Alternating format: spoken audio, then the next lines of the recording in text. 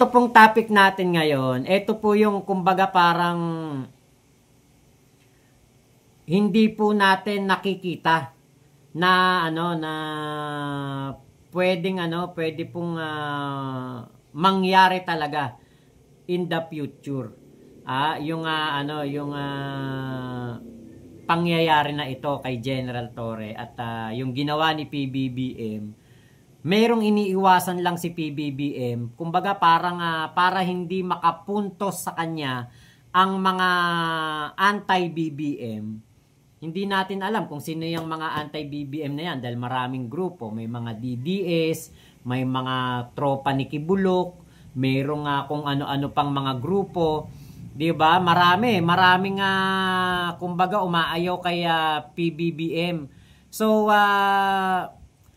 etong ginawa ni PBBM na ito ay isang matalinong hakbang para pagkawala na siya sa pwesto ay hindi po siya mademanda nitong mga kalaban niya. So ito pong pagkakatanggal kay General Torre ay tamang desisyon. Sana po dito sa sasabihin ko na ito malinawan ng ating mga kababayan, lalong-lalo na yung mga naiinis, nadismaya o kumbaga naguguluminahan sa ginawa ni PBBM.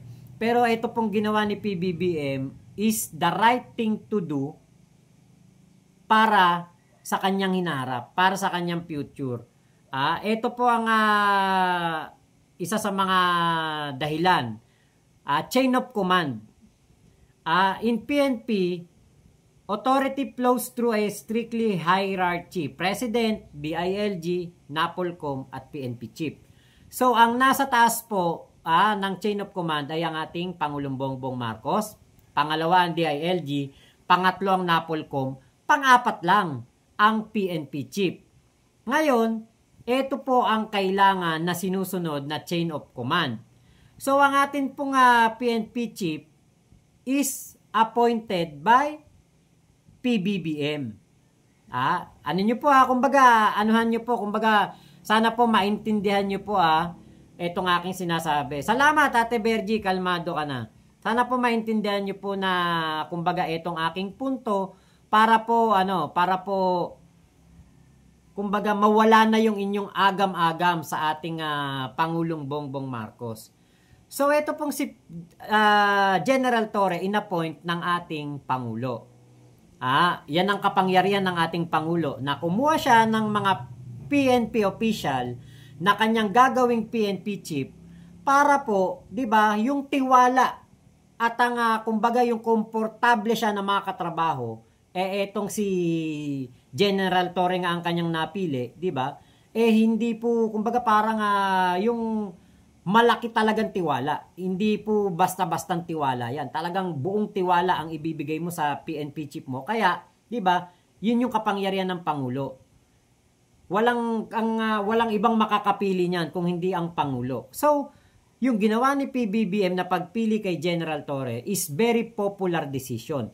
Pero yung pagkakatanggal kay General Torre as PNP chief is unpopular decision. Dahil nga po, marami po ang nagmamahal, humahanga, sumusuporta kay General Torre. Isa na ako doon. So, emotional ako kahapon. Pero ngayon po, hindi na. Bakit? Kasi nga po, nalaman natin na mayroong mas mataas, mas malaki na responsibilidad ang iaatang sa balikat ng ating People's General o General of the People. So ngayon, ito po nga si General Torre bilang PNP chief ay hindi po siya independent. Meron po siyang boss. Ang boss niya ay ang NAPOLCOM at ang DILG. At ito na nga po yung sinasabi ko na yung nangyari na talaga ni General Torre sa mga tauhan, yung reshuffle na ginawa niya, si Banak nilagay niya sa second in command, si Nartates dinala niya sa Mindanao, sa Western Command.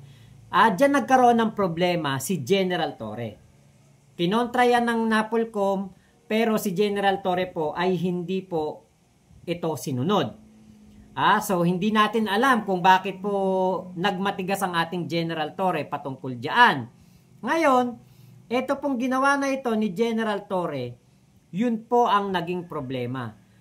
Yung pong moves ni General Torre na iliupo si Banac as second to command, yun po yung nagka-problema. Yun po yung naging dahilan talaga kung bakit itong si General Torre ay nawala po as PNP chief.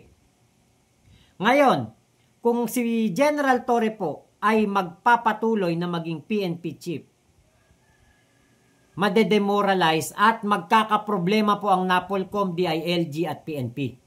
Magkakaroon niya ng kampihan, magkakaroon niya ng gulo, magkakaroon niya ng mga kumbaga balasahan na lalong mas magpapalala po sa sitwasyon ng PNP ni General Torre at ng NAPOLCOM, DILG. So, ang atin pong Pangulong Bongbong Marcos, umaksyon na. Inaksyonan na to. Nagkakagulo na Kumbaga parang chess yan eto yung pawn ko, eto yung rook, eto yung king, eto yung aking mga warrior. Nagkakagulo sila. Ngayon, kailangan ng kumilos ng ating Pangulong Bongbong Marcos. So, yun ang naging desisyon. At smart decision yun.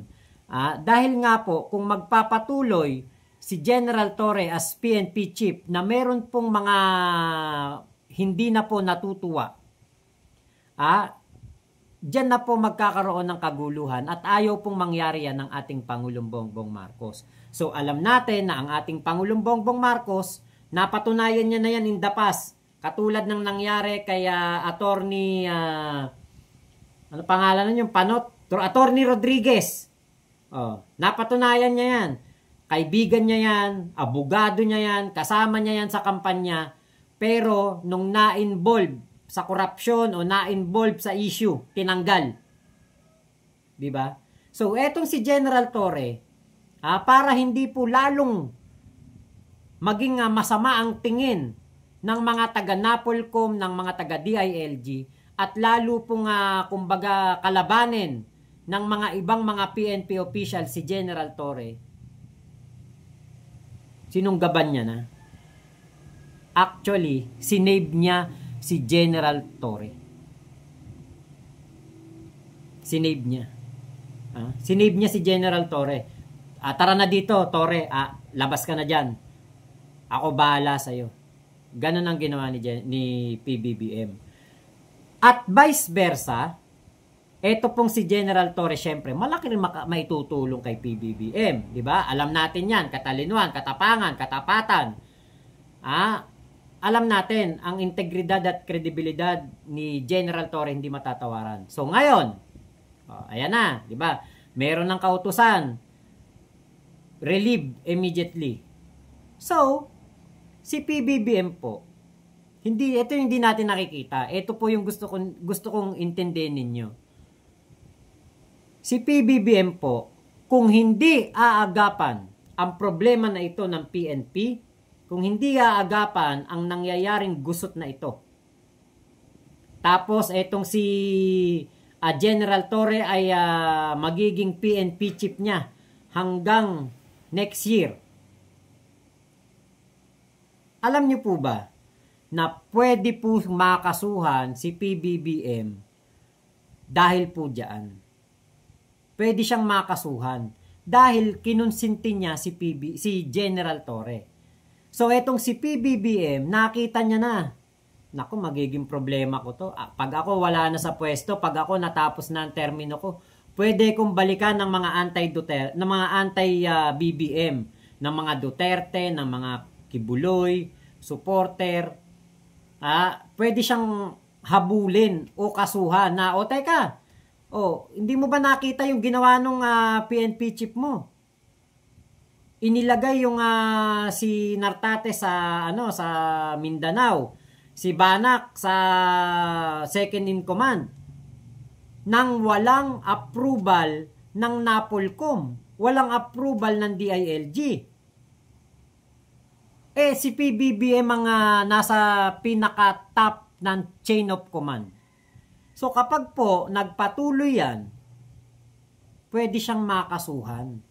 Hindi natin alam kung ano yung tamang kaso, kung neglect of duty, o ano ba yun, yung parang paggamit ng kanyang kapangyarihan. 'Di ba, na nakita niya ng may mali, si General Torre may mali. Parang binaypass ang NAPOLCOM. Kinunsinte ni PBBM. Bilang siya ang nasa pinakataas ng chain of command.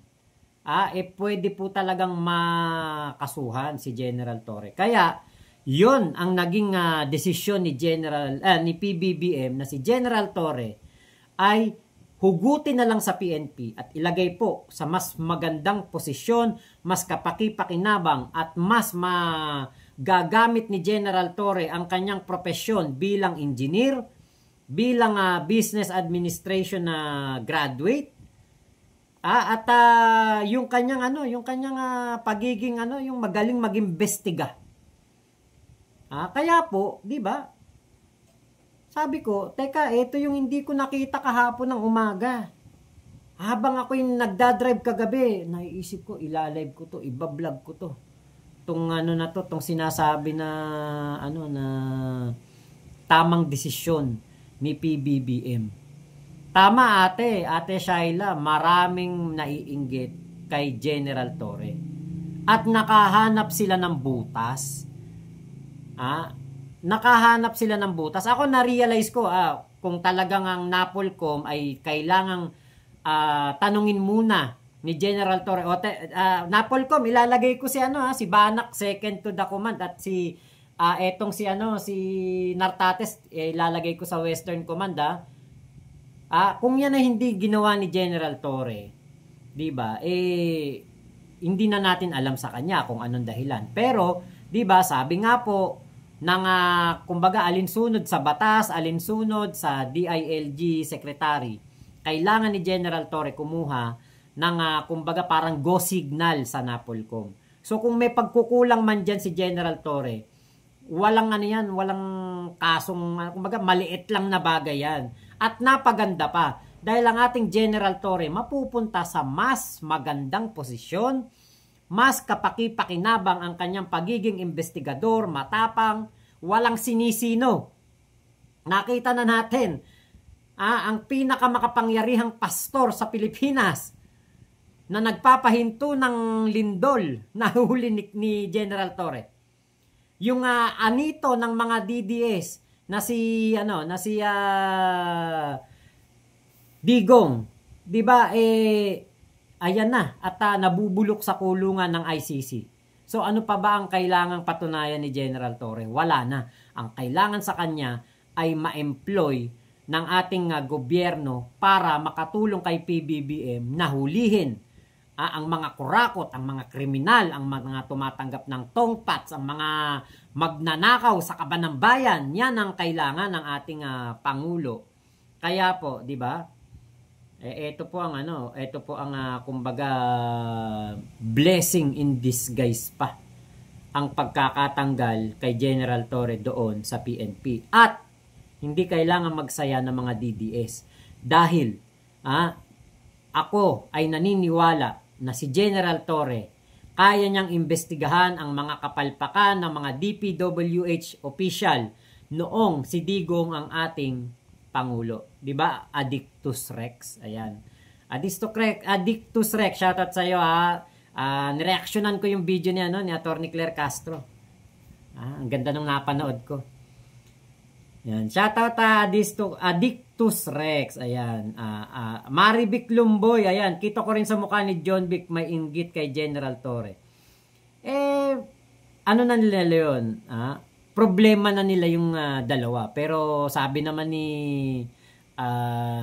General Nartates at ni John Vic, wala silang problema ni General Torre. So kung meron man silang gusot, sana maayos nila yan. Diba? Mga vloggers, pinasama ang PBBM at General Torre. Sabi ni Bangis. 2.0. Nako, yun yung kumbaga, when emotions are high, intelligence is low. Ako, Middle lang ako kahapon eh. Kasi ayoko rin naman syempre na mapasama si General Torre. Ayoko rin naman mapasama si PBBM. Ayan. Kaya kahapon, middle lang ako. Okay. Leonito Sancho, I salute you, General Torre. Isa ka yata sa tumutulong kay BBM para umunlad ang bansa. I hope a better position awaits you. Yes. Kasi kapag ang ating PNP chief magaling, nababawasan ng mga krimen. Kapag ang ating PNP chief masipag, may mga progreso at reforma na ipapatupad sa PNP, krimen niyan ang bababa. Kapag ang krimen bumaba, maiengganyo ang mga kapitalista, maiengganyo ang mga investor, maiengganyo ang mga turista. Punta tayo dun sa sa Pilipinas. Bakasyon tayo dun sa Boracay. Safe na safe pala dun eh. Magaling yung PNP chief nila. Di ba? Kaya malaking tulong po. Basta ang ating PNP chief ay magaling, matalino. Dito kaya Nartates, alam niyo po, achiever yan. Magaling si General Artates. Matagal niyang hinawakan ng NCRPO. At marami siyang accomplishment pero never siyang nag-ingay. Yan po ang ginagawa ni General Nartates. Ito, sabi ni Bangis, sure win to sa Senado pag tumakbo si General Torre, lalo pa kukunin niyang pwesto sa NBI, paktay kayo lahat. Kung saan man ilagay si General Torre, di ba? Talagang itong 2028 election na ito, pwedeng maging senador si General Torre kung gugustuhin niya. Ito yung kanyang naging passport to Senate. Yung pagiging PNP chief, yung pagkakasibak after 85 days, at malalagay sa isang napakagandang pwesto. Mapopromote sa isang mas mataas na pwesto pa sa gobyerno. Nako. Sigurado. Talagang pang senador si General Torre. Okay, bakit si Bato noon kaupo pa lang nagutos sa mga PNP na pwede daw sila gumurgur at nagutos pa siya na talaga ba? At saka 1 star lang ata si Bato ginawang PNP chief. 1 star lang. Kaya nga 'di ba nung sabi ni Baste Duterte, si General Torre daw maraming tinalunan na PNP official. 'di ba sagot nga ni General Torre, mag-review ka. Huwag kayong salita ng salita. Pag-aralan mo 'yung mga nakaraan. Tatay ni Baste ginawang PNP chief yung 1-star general na si Bato. Secretary level po. Yes. Kuya Adictus, secretary level nga. Kaya napakaganda niyan. Sana tanggapin ni General Torre. Kaya yung sinabi ni Basti kahapon na wala na siyang ibang maisip na mas mataas daw na posisyon sa PNP. Secretary level. Diba? Kapag ikaw ay naging secretary ng Pangulo, mas mataas ka sa PNP chief. Kaya sabi ko, naku, sus Mariosip talaga tong si Basta, hindi nag-iisip. Okay, Ate BMB, ayan, Rose Oy Matthew, okay, Miss Au, Teresa Francisco, pauto ka mo si PBBM sa Remulla at Aimee, General Torre pa pinahiya. Sorry po, masama ang loob ko. Ate Teresa Francisco, sana ma-review mo yung aking vlog, itong aking tinatopic. Kailangan gawin ni PBBM yan, yung bagay na yan, yung pagtanggal kay General Torre para hindi po siya mabalikan ng mga Duterte o ng mga abogado ni Kibuloy kapag wala na sa pwesto si PBBM. Sana po maintindihan niyo po yun. Baka may reconsideration na nga sa mga DDS si PBBM. Ay wala po. Imposible po yan. Elizabeth Napisa, takot lang si Barbie. Sabi ni Bangis, kahit walang tulong ng religious group, sure win si General Torre sa Senado. Mataas ang karisma. Pag gumanda pa ang 2028, posible Pangulo General Torre, BP Martin or Gibo para ipagpatuloy ginagawa ni PBBM. Huwag kayo magtiwala kay Remulla, butterfly yan. Sabi ni Pixie. Channel Paris, ayan, hello po. Ngayon, dito kaya, punta naman tayo dito kaya Speaker Martin Romualdez. Kapag si Speaker Martin Romualdez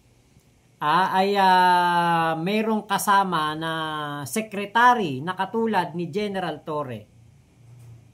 Siyempre, House Speaker si Speaker Martin. Tapos merong mapatunayan na kongresista na talagang kurakot, tumatanggap ng lagay, nangungumisyon sa mga proyekto ng gobyerno. Aba, di ba? Napakadali lang na ma-implement ang paghuli dahil nga po merong General Torre.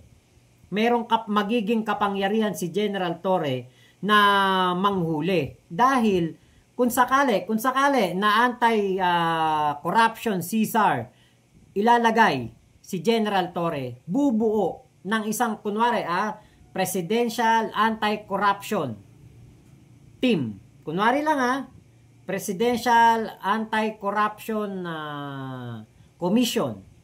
Parang yung PAOK dati. O kaya Presidential Anti-Corruption and Crimes. Kung ano man ang mabuo na komisyon na yan, may gagawing komisyon yan para pamunuan ni General Torre. Kapangyarihan niya ng Pangulo. At sana huwag kumontra ang Senado dito.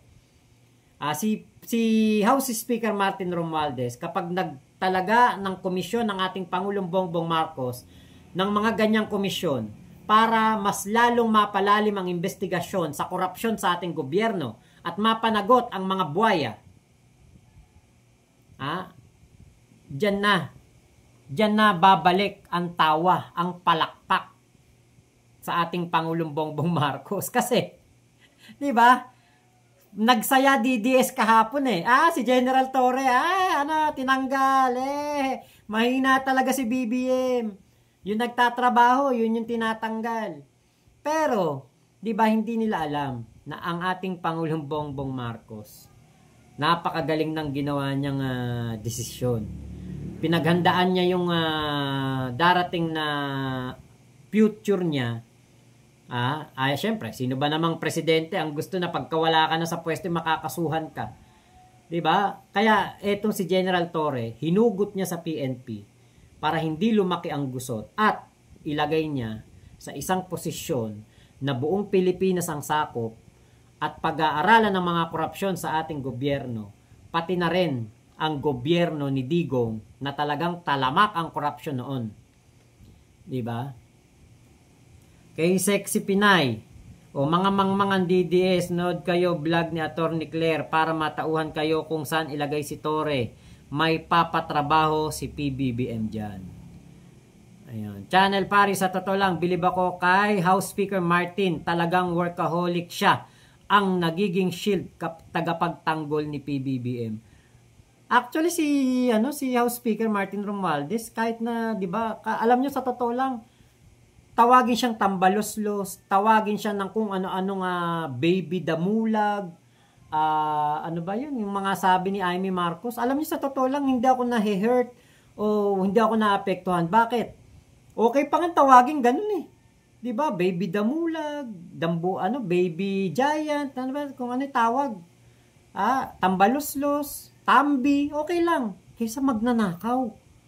Napakapangit po tawagin ka magnanakaw, kriminal, mandarambong, di ba? Misaw. Napakapangit niyan. Ginil, Polasyon, sana magkaroon ng charter change for our PBBM. Ano yun? Extend ba yun? Well, extend.